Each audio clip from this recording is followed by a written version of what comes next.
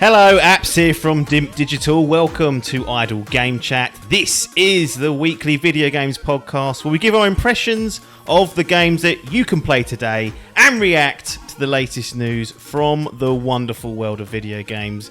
We're here every Monday on your favourite podcast app and YouTube, absolutely free. This week, I'm joined by the one-time Dimp Digital gaming quiz champion. It's Pac-Man himself. It's Tom Adcock. How's it going? Hello, mate. Yeah, good, thanks. Yeah. Good, not bad. So for those late calling, we'll get to that certainly because there's been someone stepped out of line policy-wise, Dimp HR getting involved, and you've been drafted in at late notice, but we will get to that. For those watching, Adcock's set himself up on the video so you can see his what he really looks like. He doesn't look like the fella with the headset and the top off laying in his bed like that. That picture's not a true representation. Could have audio gremlins, mind you. We've been sitting here for half hour trying to suss things out. I think we've got there to sort of the low standard that we set, and yeah, we'll see how we go on that. So Mr. Adkins was originally scheduled to be on here. He obviously, we know that we've invested a lot of time and money into that young man because of the great insight that he offers. But unfortunately, he decided to go on an absolute mental rampage last night, smashing Wakering up over, doing all sorts around Southend, and he's out of commission today. Hangover, withdrawal symptoms, who knows? But we've offered him a rehab program. We're going to have to reconsider what we're going to do with that microphone that we paid out for him because that came straight out of the central funds, and 1 week later he's got himself in a state where he's not fit to work, so we'll be dealing with that internally. But we will be publicly revealing all the outcomes of that because that's just good for you guys, so follow the Twitter channels. Mr. Adcock, it's been a while. How you been? Yeah, not bad, thanks, mate. A little bit hungover myself, not Adkins levels, but had a few drinks last night. Late night, 3 a.m. end. That's too late. That is late. There's no need. Yeah, just a pub as well, but just... What are these pubs doing over until 3 a.m? No, they weren't. It's like, he goes, I live in Cambridge. He doesn't live in Cambridge. He's about 25 minutes from Cambridge. So adding that on, get into a car. It's weird when you get drunk as well. It went from like about 11:20 to about 2:20 in about 3 minutes, it felt. And I was like, right, where's that gone? Yeah. And then I had to spend the night, I'm too old for it, like sleeping on his couch, leather couch, really sticky and humid. It was horrible. It wasn't nice. Well, the good thing is you still made it here, so that's the important thing. Yes, At late notice, sort of, I thought I definitely got plans, but as usual, you just sort of sitting around doing not a lot and had time to set up the video. Mate, I've been watching films, getting into that film. Me and Adkins, the only ones who post into that film group. I posted one yesterday. I watched A Quiet Place. Oh, did you? Yeah, I posted it in there. Yes. I didn't know. That's probably drunk when that happened. What'd you give it? 7. Yeah. I didn't like the first one though. I think I might have given that a less score. I didn't like some parts in it, and I won't go into it because it revolves around the plot. But there's things that annoyed me. We'll discuss off air. But if the people want it, if they put hand in pocket, patreon.com/Dimp Digital, they can get a movie podcast out of us if they give us enough money. So I'd be well up for this, yeah. Exactly. So he's up for it. Up to you guys, isn't it? Your own decisions. Deathloop. Let's get straight into it because last week Adkins and I kind of speculated on the score that might come in. I think low 80s we both gave it. 84 from you. I think 82 from Adkins. Yeah. Which I think was fair given what we'd seen. Anyway, I wake up Monday morning, have my breakfast. Actually, I don't eat breakfast Mondays. Just went straight to lunch. But by lunchtime, I saw the scores rolling in, and it was around an 88, 89 on OpenCritic. And the disaster of it was that I saw that there were 10 out of 10s being handed out by the likes of GameSpot, IGN, and it was just higher than I had expected. And I thought, well, I've got Watch Dogs Legion on the back burner being played slowly. Should I just dive into this? And I've made the decision just to jump in because there was a lot of extremely high praise and there wasn't really any low praise. It was like either great or good. And I was like, that's a pretty good place to be for the game. So I digitally ordered it on the Monday night. There's a discount on the PSN store and managed to get the money, the wallet top up for PSN at a cheaper rate as well. So I think it worked out about 42 quid in the end, which I thought was not bad for a day one very nice digital jobby. No trading value though. So that was my rationale. I kind of had one eye on it, but didn't really expect to be chasing it down. And then Tuesday I'm sitting there playing it.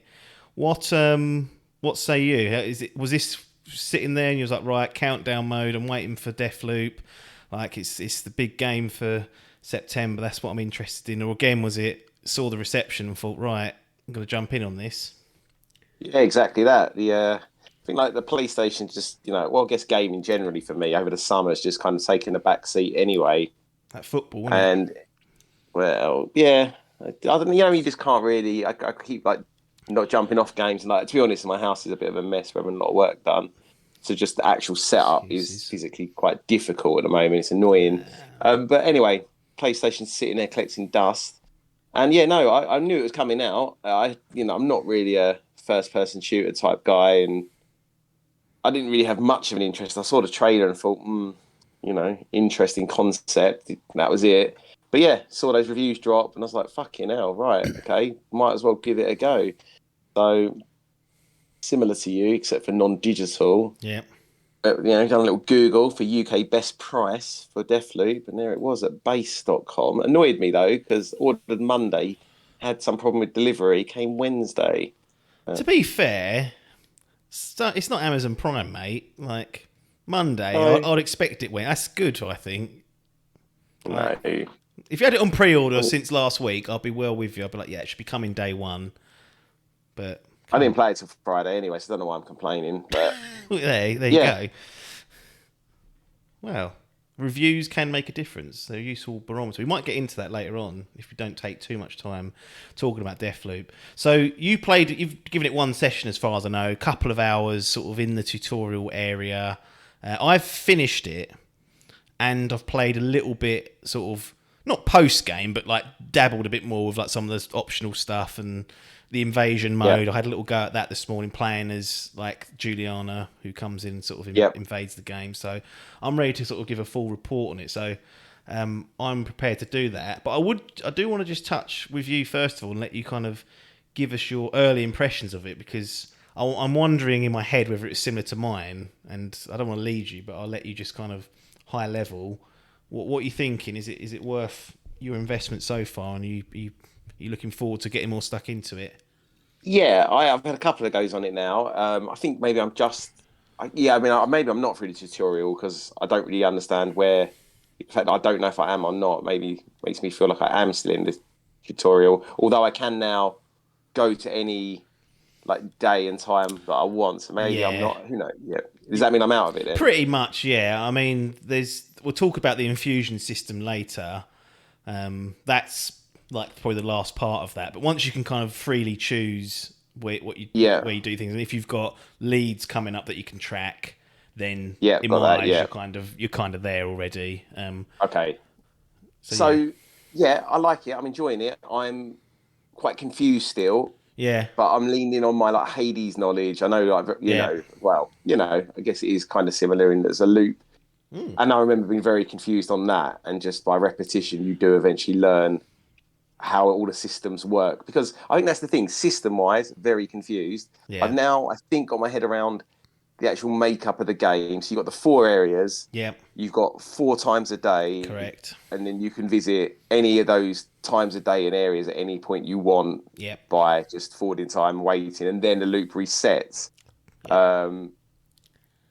And yeah, obviously to clear, I've got to kill these. Is it 9 visionaries? 8. Or 7? Yeah, 8 of them. 8, yeah, okay. There's 7, and then Juliana's one as well.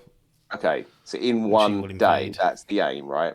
Correct. Yeah. Okay, I got that, but yeah, I don't really understand because obviously at the moment I keep losing all my weapons. I feel like there's a way that although you've got to kill them all in one run, I'm guessing you've got to kill them all individually at first to kind of gain some extra powers to make the final loop achievable. Yeah, I will get into that actually, because that's kind of one of my criticisms of one of the features of it. But yeah, you're correct. I think it's interesting that you mentioned Hades. It's what I thought of as well.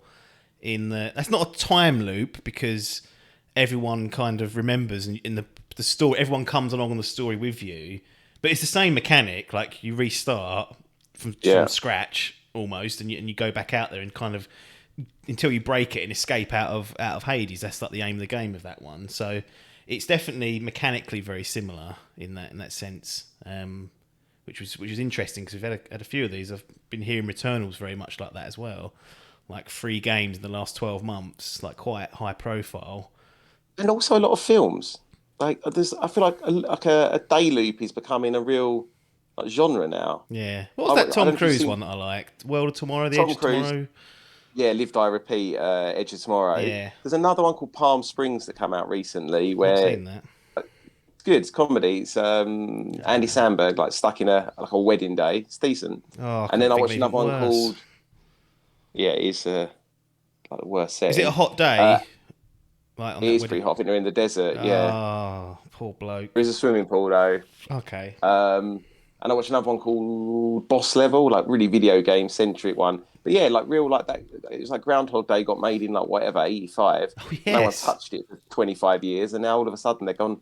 This really is good for like storytelling, and yeah, they've gone nuts. Did you know that on Groundhog Day there is I think it's a canon / official sequel VR game that was made about 4 years ago?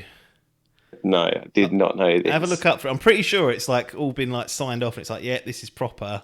But it's weird the second like entry to Groundhog Day is a VR game. Fucking hell. No, Again, I did not have a look. More loops going on. Yeah, get them in there, mate. Absolutely. Anything else you want to say on Deathloop before I start babbling? Go for the big thing. Only that, I mean, again, because I think you get some like weird and wonderful weapons that I have not even touched on yet. At the moment, I find stealth works absolutely best for me. Yeah, I wasn't really getting on with I don't know if it's me. I'm not good at like first-person shooters anyway, so I was struggling a bit. And you get put down pretty easy. Again, probably early game. Yeah. But yeah, I find I do much better with that. But no, I think that's it. I mean, I'm enjoying it. I can't say it's a 10 out of 10 masterpiece yet. I've not really even scratched the surface really, but it's intriguing, and I'm keen to go back for more. Which, considering how much I've bounced around lately, that's good already. Good. So we're both playing it on the PS5, and I may probably pop on it this week a few times just to have a bit more of a play around. But I'm playing it on the PS5. Got the old Pulse 3D headset on. That is actually useful for if you get invaded to hear the footsteps. A couple of times I've heard her creeping behind me, and then like it's sort of giving away a position. It's actually saved my ass a couple of times. So that's a little pro tip there for people if they're struggling. So I'm playing on the PS5, 3D Pulse headset installed and working. I actually like Arcane as well. Like I've played most of their like more recent games, like Prey. I think I gave Prey a bit of a hard time because I felt like it unravelled a bit towards the back end. Like it was just like go from one end of the space station to the other, and then back again. I was getting annoyed with that. But what you can do in that game with experimentation and like building your character out is really deep. So you can like mimic any item in the game. Like you can roll around a cup and then get into like a little small crevice and then unlock a terminal or whatever. So the depth of that game is really cool. Dishonored 1 and 2. They done? Dishonored. Yeah, they're they're the ones that I'm familiar with. So I've enjoyed their games for the most part. They're never perfect, but they're always trying something a bit different, a bit more out there. So I've always had an eye on their games. So that's kind of where I'm at in terms of like history with Arcane and these type of games. The setup for the actual game itself should start there. You play as Colt. He wakes up on this island. It's called Black Reef. He's got a stinking hangover, so probably not as bad as Adkins, sort of bit worse than yours, that little middle ground for him. He's got no idea, no memory of what's going on, so he's in the same position as you as the player, which is always an interesting perspective. There's a lady called Juliana who keeps contacting him via radio, starts speaking to him. you can kind of tell that she knows him, like they've spoke before, but obviously in this scenario, Colt doesn't remember, and you as a player have no idea who she is. And after a little bit of exploration, a little bit of tutorialing, a few back and forths with Juliana, it's kind of revealed that Colt's stuck in a time loop of one day.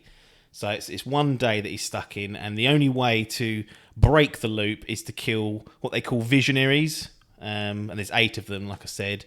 And these are... they're essentially like the big cheeses who seem to look after like various operational or scientific stuff on the island. So they're not like low-ranked people. They're normally like in an office somewhere, or they've got their own their own house or something like that.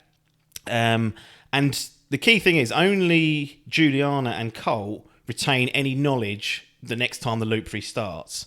So if you have an encounter with a visionary or an NPC that goes sour, you go back there the next day, they're not going to remember who you are or what you're doing. It's only these 2 characters that have that knowledge and retain anything. So that's the kind of setup for it. As to whether it delivers a good sort of story and narrative, I'd say a little bit on the no side. Like, the concept's great. Like, I love the concept, especially for a video game. It just makes so much sense. I think we may have spoke about this when we was talking about Hades. Like, it's the most central thing in a video game. Like, it just, you can die and carry on. It's like, yeah, this is exactly kind of like what's happening. The setting's really cool. It's like a lo-fi sort of 60s look.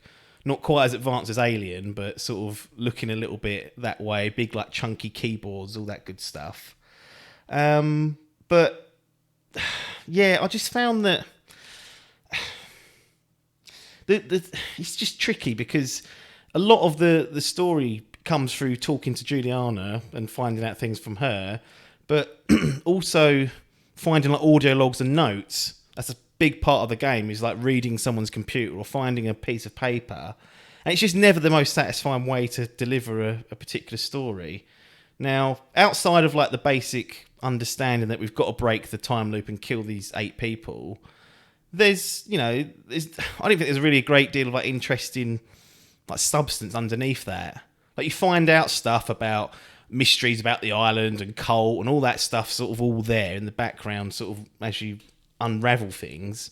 But it never really felt like it meant anything. Like, it was a bit throwaway. Like, it's very much focused on this goal of like break the loop one day, bang, get it right, which is fine. But don't expect like a big saga of like complex reasoning as to what's going on and why, all that sort of stuff. Just sort of, I didn't feel was there really.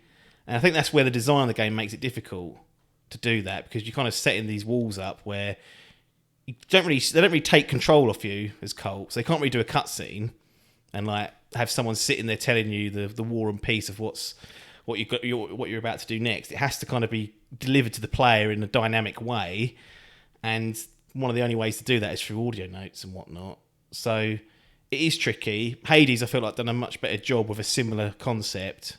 But again, as we mentioned earlier, everyone's sort of brought along on the ride of that.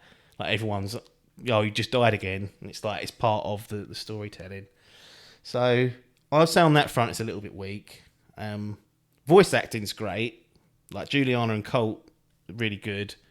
Like, you can tell they've got some chemistry going on there. You won't get tired of hearing them babble and them talking. And then on the performance side, I have actually had a couple of issues. Funny enough, they only happened in the very first sort of like, or maybe the second like tutorial stage, where the game would freeze and I couldn't move, but the music was still playing. The first time I sat there for about a minute and a half and I was like, I've just got to close the app at this stage. So I just opened the PS5 menu, closed it. Second time it did it again in a very, very similar position, but after about 40 seconds, it unfroze, froze again, 20 seconds unfroze, froze again, 10 seconds unfroze, and then let me sort of get out. So that was a bit strange. And then I got stuck in the pause menu once, hit the old whatever button that's called now, couldn't move or exit it. So from that side, that only ever happened in the first 2-3 hours of the game. That I had no issues after that. So I don't know whether there's an area in the game where it's particularly spotty early on, or whether I got unlucky, but I'm assuming you didn't experience that in your opening couple of hours. No, I've had nothing, mate. Absolutely fine so far. Might be that new PS5 I got. sort of already lagging out, struggling. It's not even the new model actually, so I heard the new one overheats, and then other people tell me it doesn't, so I don't know what's going on there. For those interested, there are three sort of modes. You've got performance, which is 60 FPS, ray tracing, which is 30, and then quality, which is unlocked but higher resolution, hits about 50. I've only played it in performance, so not really, been experienced with that. But looks nice. Looks like a decent looking game on that side of things. Any questions so far? Because that was a bit of a wall of sort of information just chucked at you. No, I mean, it's annoying because I felt like the story was like one of the intriguing things about it. And you've just shut that down now. So I'm like, right. The only thing is actually, do you know what? When you couldn't write a film about this, is what I say. Like, it just doesn't have a plot point. Well, it does, but you know what it is. Yeah, I am actually okay with it because I think, when you hear it's all 10 out of 10 and wall-to-wall great scores, it's nice for someone to sort of bring it down to earth a bit because now expectations are a little bit lower. Yeah. Hopefully I'll actually enjoy it a little bit more than you did because I'm just not expecting this don't expect the Last of Us, don't expect the God of Wars, that sort of, it's just not. I don't even expect Hades. That's a far better narrative in my view. It's just not that type of game. It leans more into the experience, I guess, of the game, telling the story, which some people clearly have have an interest in. How does it work with Juliana then? Like, does she? Because obviously you can play as her from as soon as I started playing the game, it gave me the option to protect the loop or break the loop. And I was like, all right, so that's obviously playing as her and invading. But is it a timed? Like, are there key sequences in the game where she'll come, or she can just pop in it? She can pop in any. So the Juliana, you're right. When you load the game, there's two options: like break the loop or protect the loop. Break the loop, you play as Colt. Protect the loop, you play as Juliana. Mine didn't unlock until after I'd done the tutorial. So if you tried it, you wouldn't have been able to. But it would have been there as an option. It just would have been greyed out if you clicked it. But so the invasions are, from what I understand, from what I've read, because I did read an email they sent me actually, and it was like, tips and blah, blah, blah. And I was like, most way through the game, I was like, I wonder if I've missed anything. So I was intrigued, like, can I just get invaded randomly? Turns out you'll only get invaded if there's a visionary in the location you're at. So when you choose your location, it will tell you who's there at that time. So a little picture will come up. So if there's someone there, you're open to be invaded. And there's three options. You've got online, which means any old fucker can come along and matchmake and say, look, I want an open game. And it'll go, oh, Tom's on there. Let's just chuck him in there. And then they'll come in and play as Juliana and either kill you or you'll kill them. Juliana's only got 1 life. Colt's got 3.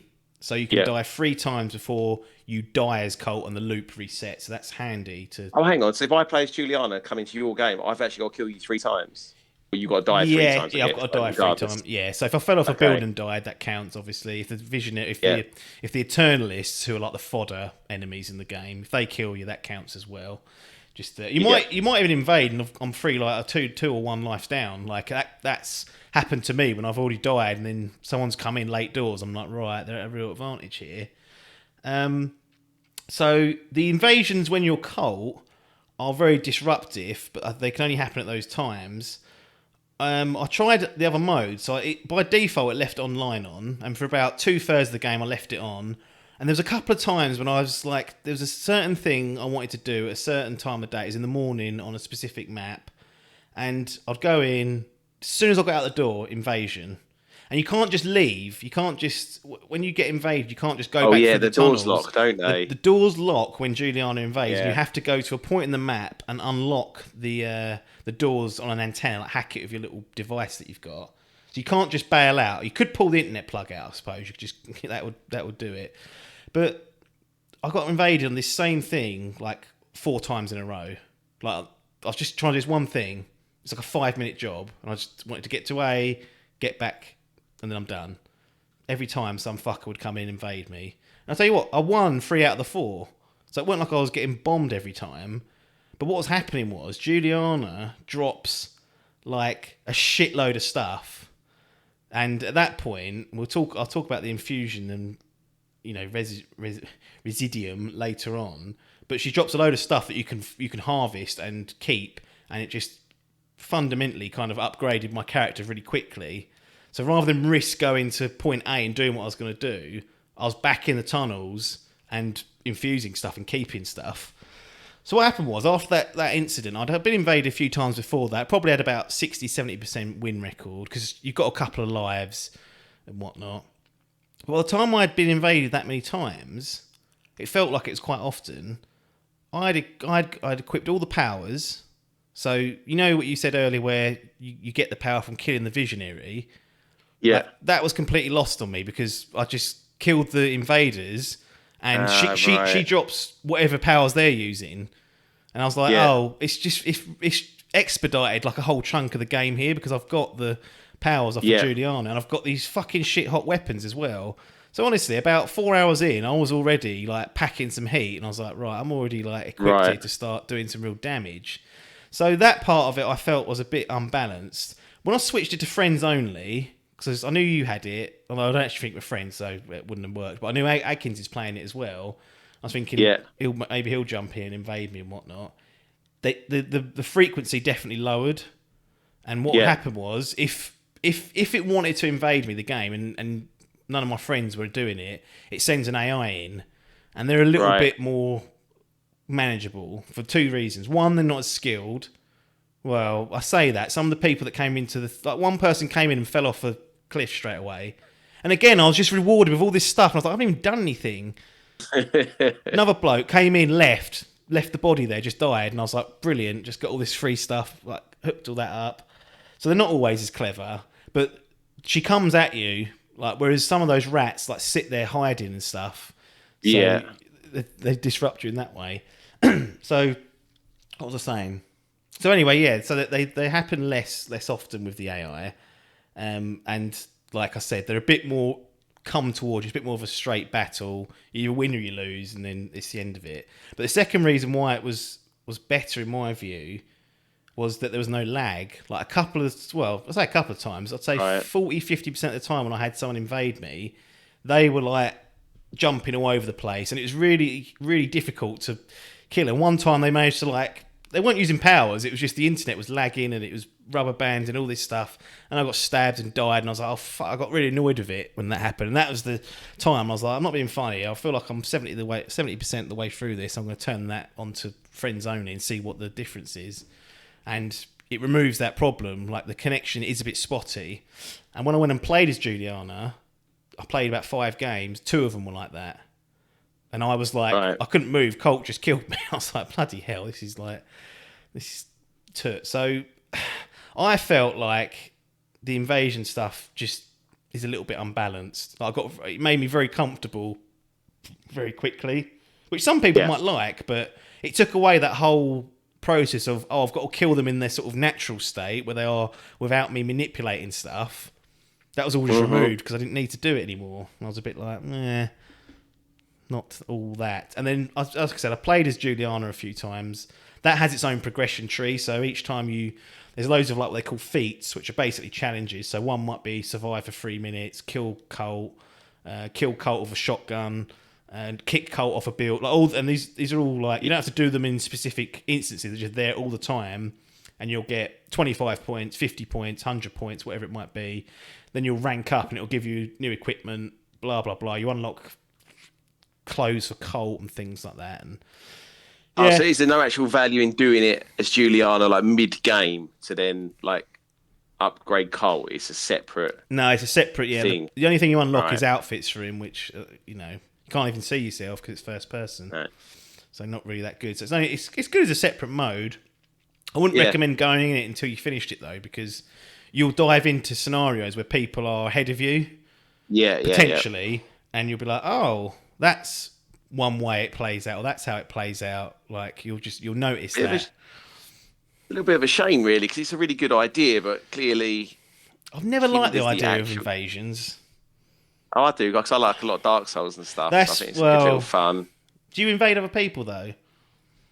Not really, except for in the new one, Demon Souls. You get to play as there's a boss character, and you could, if you invade on that level, you get to play as the boss, and you Right. get to like absolutely murk people, which is good. So I really enjoyed that. But But am I generally right? I'm speaking, right in man, saying though, like you invade as your character. Whatever you get, you come back to your single player game, and you can upgrade your campaign. yeah, It's not a separate. normally it's just this one you get to play as the boss. Okay. So yeah, that's a bit different. But yeah, exactly. So in this, because it's Yeah, separate, there's no, like you said, there's no benefit to doing it because Colt doesn't, other than a new outfit, you don't really get anything out yeah, of it. So I don't know. I remember Doom Eternal were thinking of doing it, and I sound of it then I was a bit like, I don't like because what you get, like I said, you get people that are really shit that drop in and yeah, leave, and you get given a load of stuff, which granted makes the game easier, but then it's like, it's kind of like expediting a lot of the bits and pieces, yeah, and then inevitably you get the gods that just obliterate you, which is fine a few times, but if you get a few in a row, you're not going yeah. to be happy, especially when like some of the activities you're trying to do are really like small, like literally go to this computer and read something. You're like, just want to get through this bit so I can move on with Yeah. the leads and whatnot. But that's kind of like the invasion part of it covered, I think. It's a bit hit and miss in my view. I know some people really like it, other people won't. The good thing is it's flexible. Like if you don't like the idea of being invaded more often, put it onto like single player or whatever it's called, or offline, or friends only. If you don't mind that, but if you want to farm, I'd say leave it on because you'll get a few idiots and you'll reap the rewards of Yeah. that when they come in. There are intense moments of it. Like don't get me wrong, like when another player's in there and you're like, you've just finished doing something important and you've got some stuff that you want to infuse. You're like, shit, I need to get back now. And someone comes in, you're like, oh, this is now complicated Oh yeah. things. Explain to me this infusion system because I really don't know what this is yet at Right, all. yeah. So if you die in, if you die in Deathloop, die 3 times in a single location at a single time, your lives reset each time you move location. So that's something to keep in mind. You have to keep 3 lives throughout, the 4 sessions of the day. You've got this currency called Residium, okay? And that's basically your experience, your souls, your currency. Okay, so you pick that up from killing people like Juliana or killing a visionary. But there's also, I don't know if you've seen them, like these little objects that glow in the world. Yeah, what's that You about? can collect it from that. So you might get like 500 Residium once you've unlocked the All ability right. to, and you can harvest it from that. Got And yeah. what you use Residium for is to infuse powers, weapons, or trinkets. So if you've done that, if you've infused, if you've gained a load of Residium, grabbed a weapon, infused the gun, if you die, that'll be in your loadout next time you die. You won't lose it. Yep. So what it is, it's a method for you to build your arsenal out, which is really handy. So say, like I said, you get a really nice weapon, and you might go into this location and think, right, I'm going to go to this office and get this code that it wants me to get, and then on the way you might find a really nice weapon and think, oh, you know what? I might abandon that plan now. I want to keep this weapon. I better get back to the tunnels before Juliana comes in or before I get killed. So you head back to the tunnels because that's the only place you can infuse it. You can't do it on the fly. You have to get back to sort of like your little safety bit in the tunnels, infuse your weapon, and then you've got it safe then. And you can do that for weapons. The powers, like I mentioned, I think there's 5 of those. In total, you've got Shift, Aether, Nexus, Havoc, and Carnesis, and I can explain what they are if you're interested, but you'll unlock those reasonably quickly. And then trinkets are like little buffs that you can apply to Colt. So you can apply 4 to Colt, and it might be like take less damage, increase your health, increase the speed of your hacking gizmo, increase sprint speed. You could equip those 4, but there's like dozens and dozens of these, so you can find stuff that suits your play style, and then you can get. You I was gonna say, if you go out into the world, you find your little shotgun, you're loving life. You head back to your caves, Yeah. your rat tunnel. But you get put down on the way. Mm-hmm. Would that shotgun be in the same spot, or does that respawn? No, because the Right. loop resets. Okay. So this is the thing about the loop, the whole time loop thing. Everyone does the same thing at the same time every single day. Yeah. So you can learn the patterns, you can learn where the enemies are going to be, which is handy. But once you've learnt that, it's kind of like there's no dynamic gameplay to be had. Like once you've learnt a route through a So yeah. specific way, like there's no change there. It won't, it's not like Hades where the actual challenge changes because they move you around in rooms. So you get different enemies and different layouts and whatnot. You don't have that issue. Anything that's happened, in that loop is reset unless you've infused it. It goes back to where it was. But then you can go back and get it because you know where it is.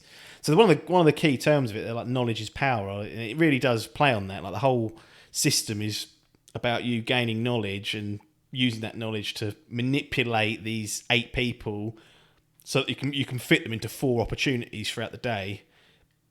And that's the way, obviously, the idea of the game is that you, through time, you learn their patterns. You might do something that makes a character appear somewhere else in a different time zone alongside another one, which will give you an opportunity to kill them both. So then you've got 2 rather than 1 in that day period. But it holds your hand so much, though.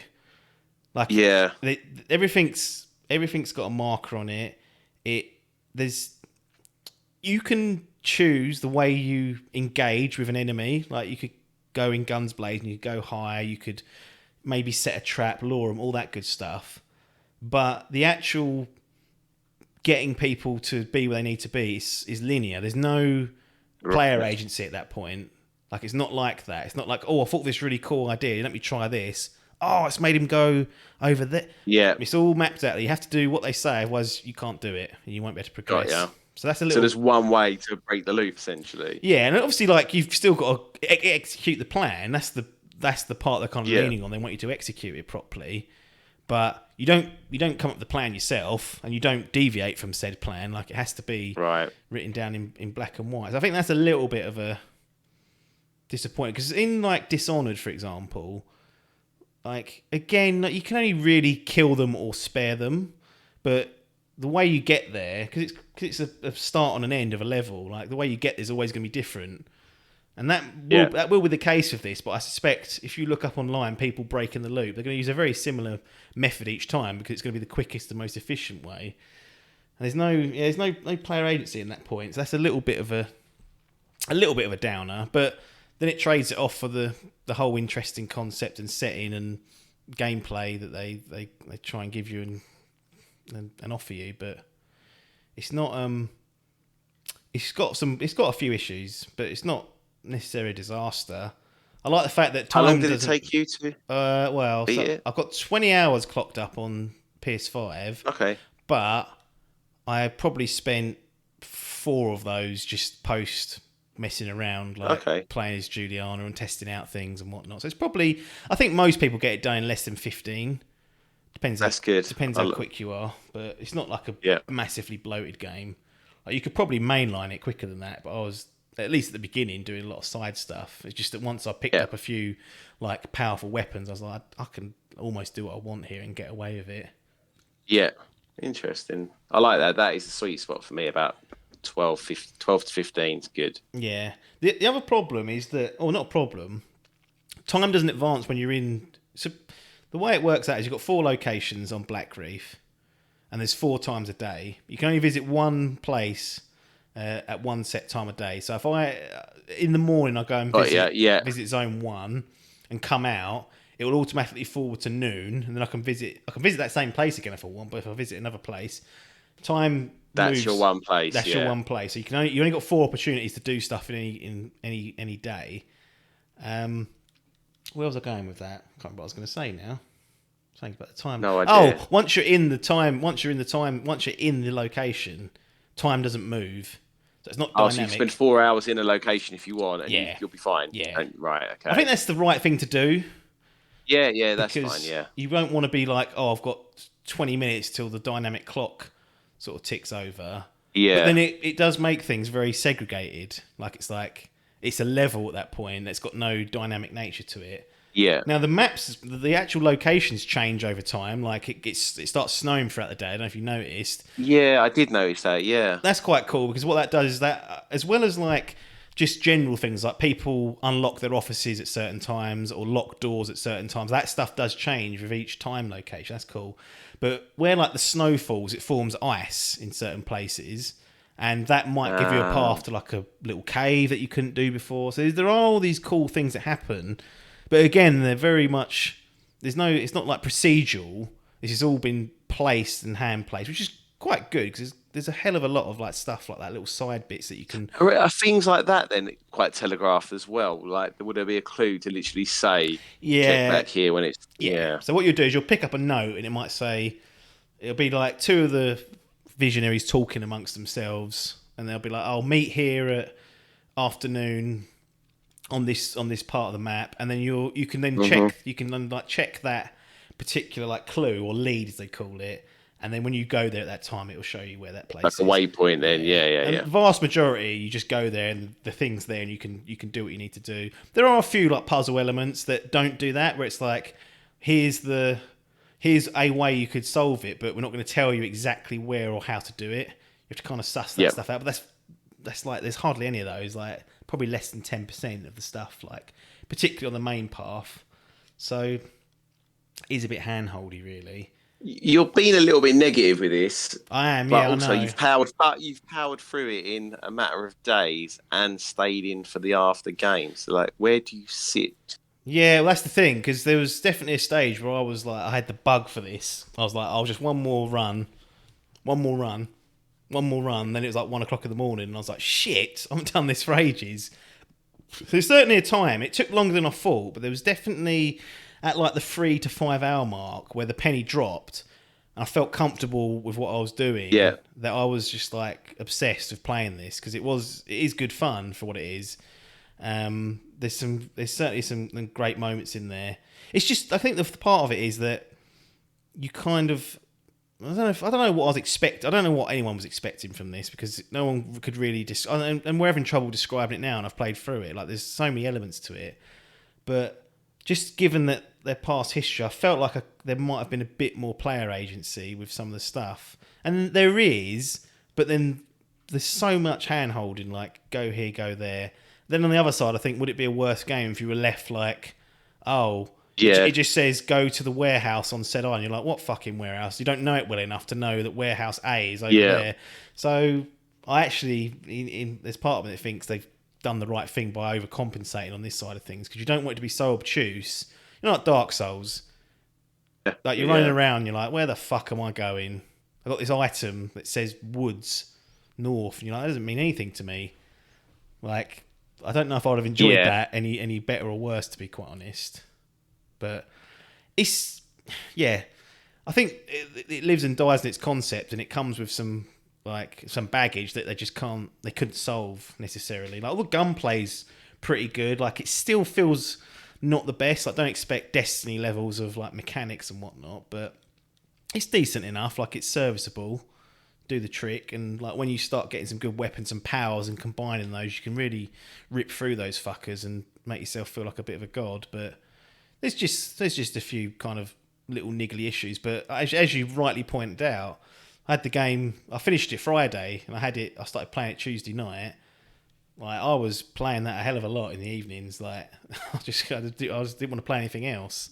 So absolutely was gave me the bug, and I was steamrolling through it, and I've gone back to it, so it can't be that bad, can it?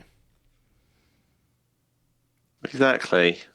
You got anything else you want to add to it? Deathloop? It's probably a shitload of stuff I've not talked about, or people are confused at how it works, but there's a reason why there's a hefty tutorial at the beginning. It has to kind of set the scene because it's not a traditional game. It's a bit long in the tooth, but I feel like without that, you'd be just so lost. Like, Hades does the opposite, really. It doesn't really tell you much, does it? You're just left to...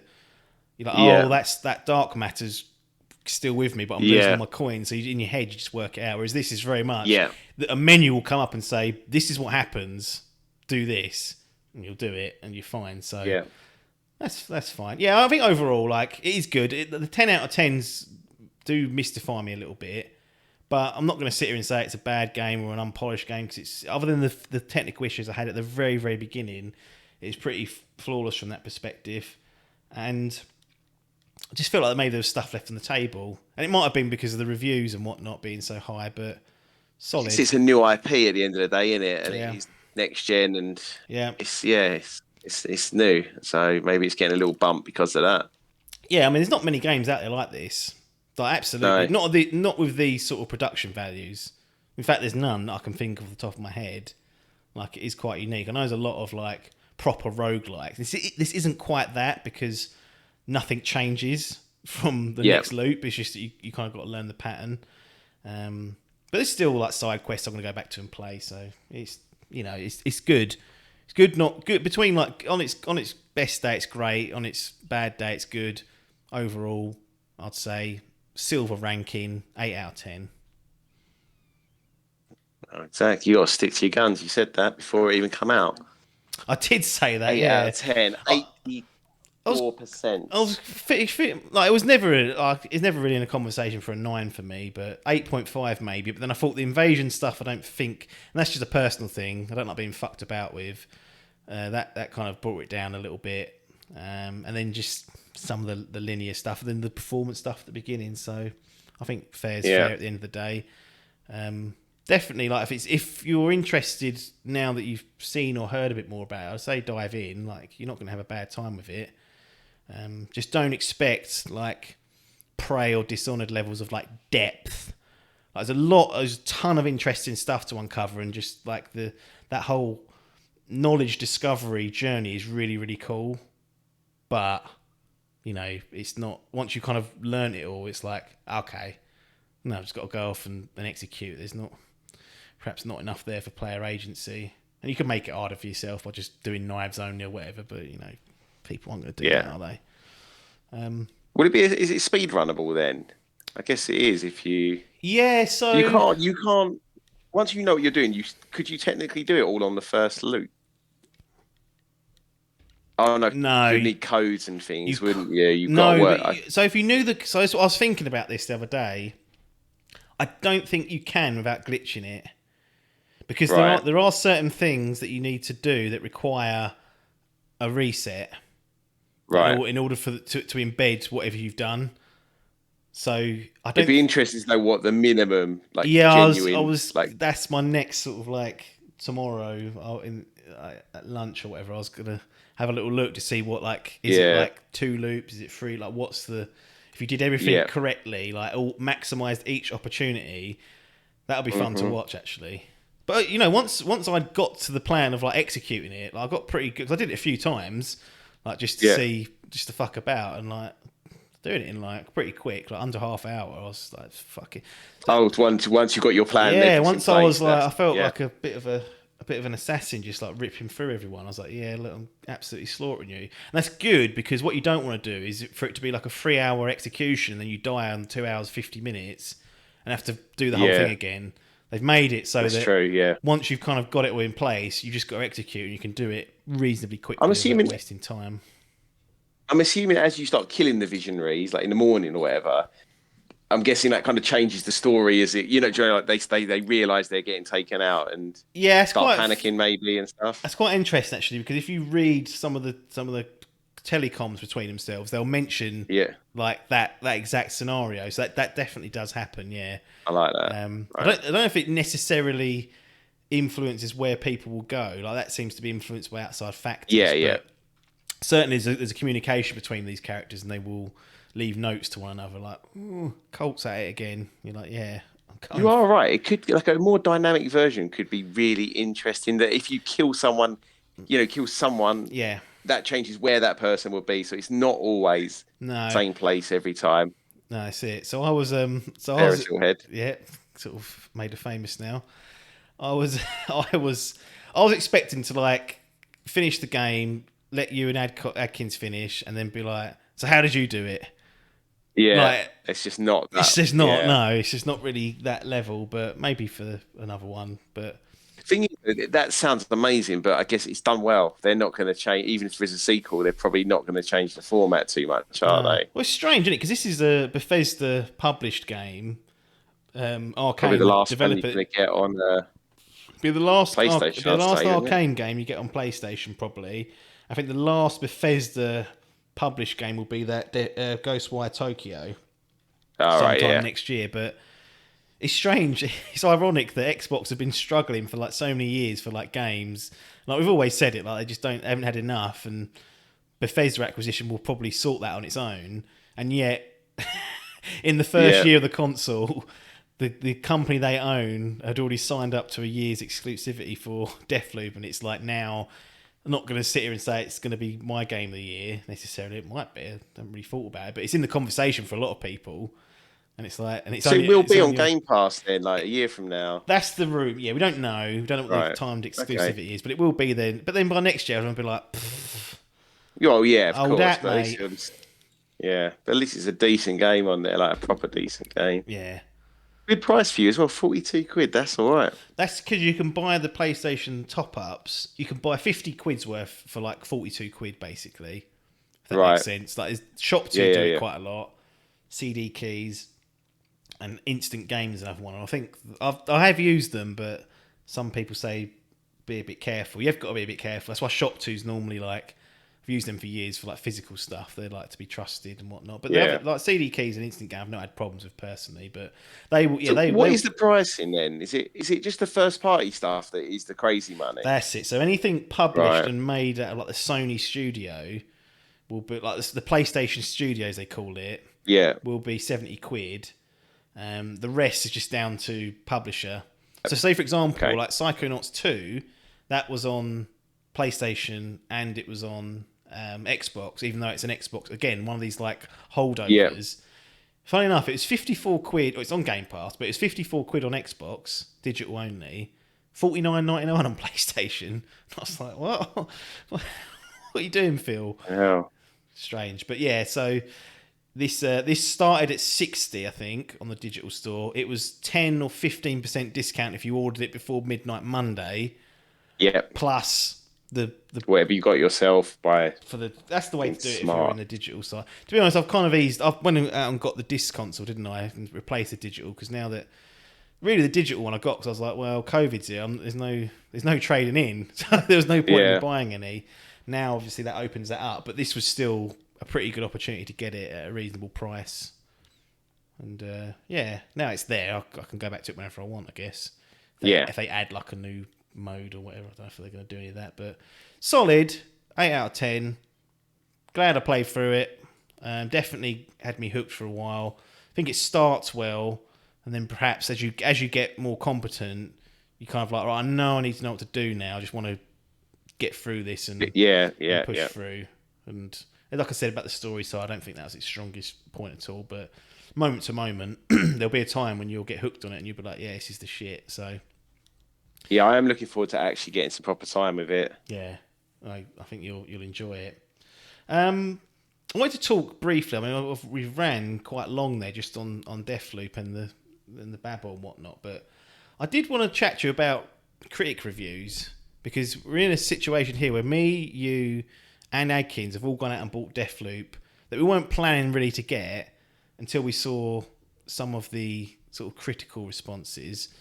And I wanted to get your perspective on who'd you go to, what do you look for, are there certain people within certain outlets you look for, how much substance you put in that numerical score, which some people say is the most ridiculous thing ever, other people say no, it's a good way of being able to sort through games.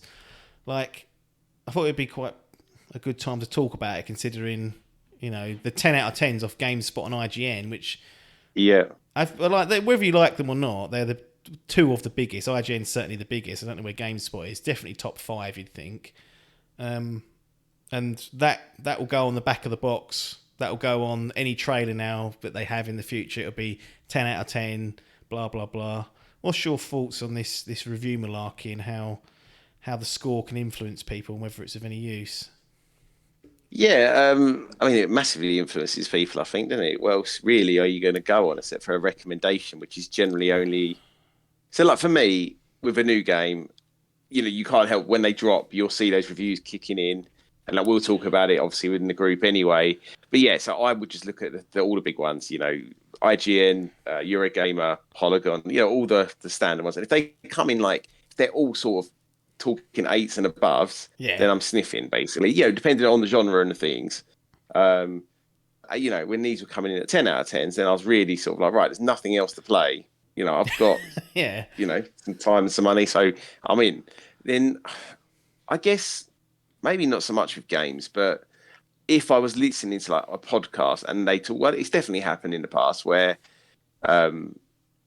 you know, it's not even the individuals so much. I don't really have like a trusted individual, but as long as if they you can sell me a game. Do you know what I mean? If they're Yeah. talking about it and they're bigging it up for whatever reason and they're like relating it to a game I know I like, then I'm like, yeah, do you know what? I'll give it a go. And they're generally more like the indie ones then because, you know, I haven't heard of them or they're not going to be like a AAA blockbuster so much. But yeah, so I am definitely massively influenced by review scores. But I guess pretty much in the standard way, like I don't have like a trusted critic that I think, oh, Right. if they're telling me it's good. And I know like people say, I think it's IGN where they actually put people who like the game and how I get it, you know, if they've got a history with that Yeah, franchise or the whatever, strategy then they're going to expert put will them on review the it. Civilization game. Yeah. They're not going to put the platformer guy on the Dark Souls game. Like, Yeah, which definitely does make sense, but also maybe does edge them but towards being a bit as biased, like perhaps. an experienced gamer yourself, you kind of want that perspective, don't you? Of course, yeah, absolutely. You Yeah, don't want the rookie yeah, coming to Dark Souls and saying "fucking this system's shit" yeah, because you'll be like, "Well, that's just the game." Like, yeah, you want someone from that ilk, and maybe if exactly. you're outside of that genre, you might want someone that's not played it as well, so a newcomer's perspective. But I mean, I actually don't read them that much, but I do quite no, like, and I don't know if they actually do it, but is it Kotaku? No, which is the Japanese one, the one where they have like oh, four Famitsu. reviewers. Famitsu, yeah, I like that format. And I don't know if they have like a outlier who doesn't play the game to make it up. That would be a good idea then to get So they have the four 40 out people of that 40. review it and then give it out of Yeah, 10 and then it gets a score out. They get some to weird get the scores in full. there, like all the Japanese stuff gets like clean Yeah. 40s and you're like, Yeah. right. How's I that do getting like that? that format, but WarioWare again, coming in at a 40 out of 40. I don't know if it did, but it's that sort of stuff. yeah, no, you're right. But yeah, I do like that format. I don't know how like the logistics of getting four people. If Sloppy Joe's struggling to get through the game, then struggling like you know, it must be more difficult. But it's probably the fairest way of. Mate, that's their job at the end of the day. Get through the Yeah. game. Pressure. Yeah. Is it because people like Eurogamer don't do a score anymore? Or Polygon, I don't No, think. They just put, like, I think Eurogamer have, like, essential, recommended, or not, that's basically. it. Maybe there's another one between it. Polygon, I don't know what they do now, but they got rid of the scores. But I must say, we obviously obsess over the scores. Not necessarily just for, you know, whether a game's worth playing or not, but because we have the Fantasy Gaming League, like, that drives Big deal. who Yeah. wins it. So we're always checking stuff, which gives a different narrative for us. But yeah, I just found it interesting that there was three of us that got sort of baited into this one Yeah. and jumped on it off the back of a reception because I don't know. Normally, I feel like I'm well researched before something's coming out, and I'm like, if this is of set standard and isn't broken, I'll probably get it, even if it's like a 70 odd. Like I know I've definitely done Yeah. it with the Life is Strange games that they historically not scored the best, but I'm like, no, I'm in on this as long as it's not like a technical Yeah. disaster. That's all I need to know, and then I'm kind of in on it. Whereas this was the opposite, where it was like, I don't know what that game is. Yeah. Exactly. Who really Yeah. knows? And then it's been given those sort of accolades. I do wonder whether that will come back and bite them in terms of like putting it next to Red Dead Redemption, saying, look, these are the same sort of league now. Same level. Yeah, it's true. They don't give many of them out.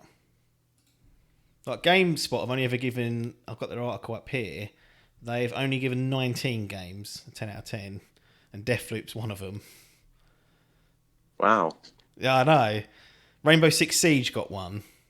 So Okay. Well, give me some of the others. Final Fantasy VII Remake got one. Okay. Persona 5 Royal, I've seen that on a few actually. Persona 5 Royal. Yeah, people Disco love that. Elysium, I've seen a few. Your favourite here, Super Mario Odyssey. Quite a lot of modern ones. They're all from the last couple of years, really, aren't they? Yeah, I'll go through them all actually. It's only 19. Divinity Original Sin 2, Breath of the Wild, Uncharted 4, Metal Gear Solid 5, The Phantom Pain. Wow. Yeah, listen to this. When it comes to storytelling, there has never been a Metal Gear game so consistent in tone, daring in subject matter, and so captivating in presentation. The Phantom Pain may be a contender for one of the best action games ever made, but it is undoubtedly the best Metal Gear game there is. Unfinished. How's it getting that? To lead with like the storytelling, like that's I wouldn't agree with that personally. Journey, Oh, yeah. The Witcher 3 Wild Hunt. Yeah. Bayonetta 2. GTA 4. How can you say that after 5? The 5's not even on here. Insane, isn't it? They're getting a bit older now. Soul Calibur. I've seen that on a lot. Like that was the big one. Mario Galaxy 2, not the original. Yeah. Controversial in some circles. Tony Hawk's Pro Skater 3, absolutely. Chrono Cross. Metal Gear Solid 4, Guns of the Patriot. And then obviously Ocarina of Time.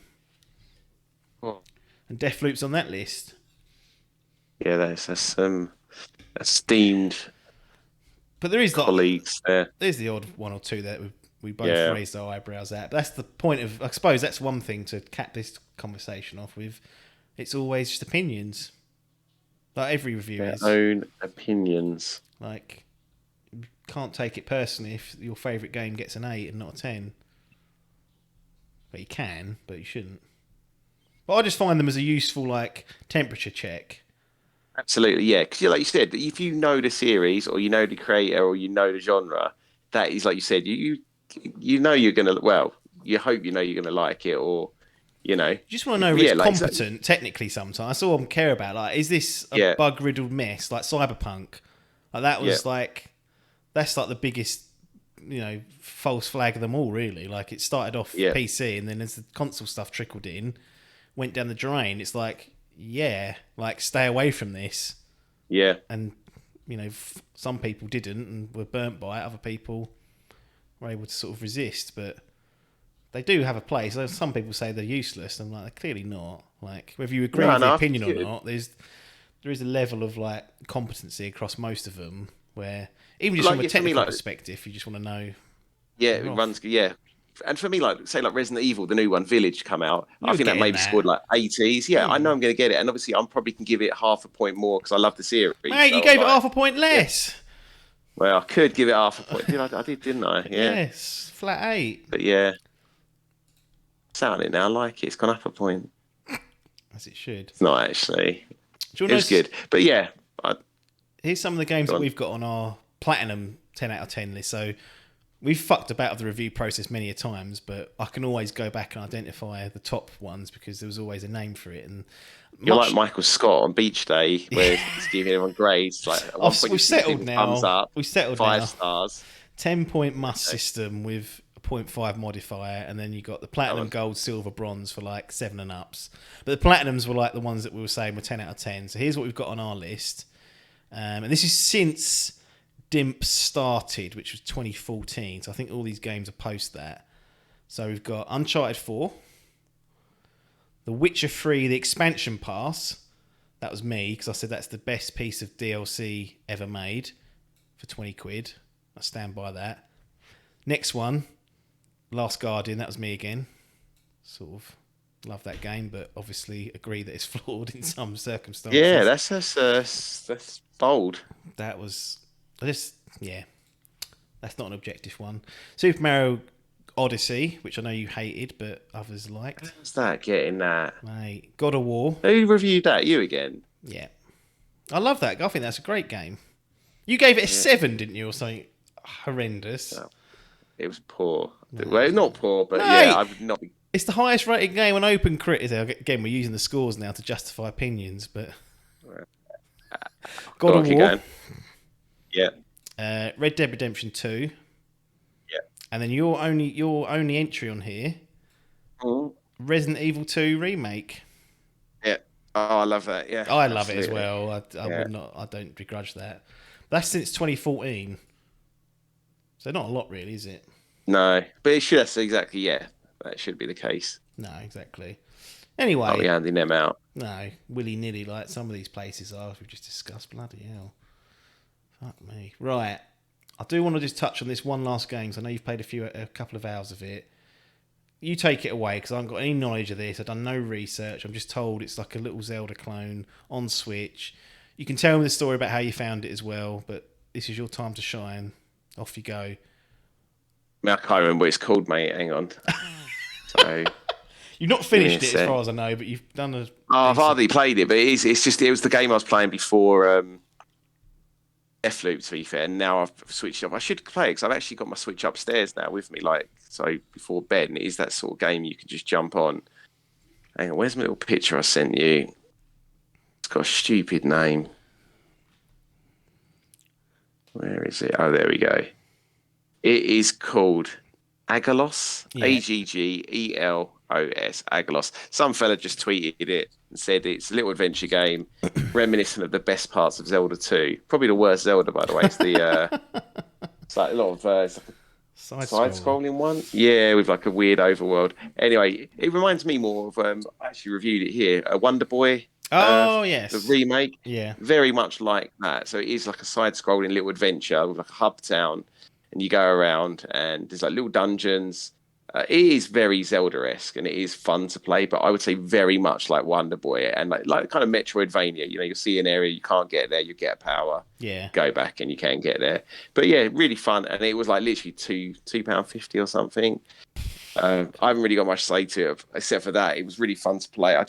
Basically, I've been so busy lately. You know, you just put something down and you just kind of forget you're even playing it, and that's kind of what's happened. But I will definitely go back to it and get it finished and give you a proper review.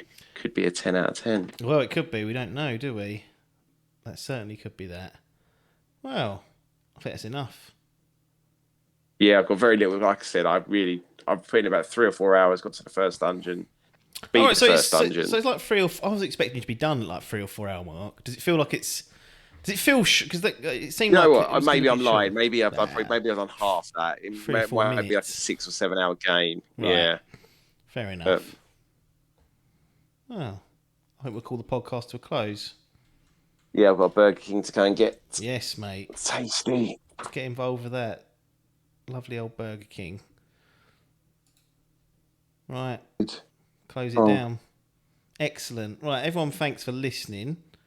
Hope you enjoyed that as we did. We'll be back next Monday. We don't know if Adkins is going to be out of rehab. Maybe I'll book another guest just to make sure he cleans his act up, really. Give him some space to get over this. He's gone wild, mate. Once you started funding him, getting him mics, he's taking the piss now. I know we give him such a good platform, and then since we gave him the mic, he's had a load of new opportunities coming through DMs and all these sponsorship deals. That's what we're here for, to give people platforms. But it really has gone to his fucking head. And, you know, what'd you do? He's bit in the hand that feeds him. Diabolical. And when he comes back, he'll be there to answer for his sins. All right? Anyway, nothing more for us to say here other than thanks for your time and ta-da.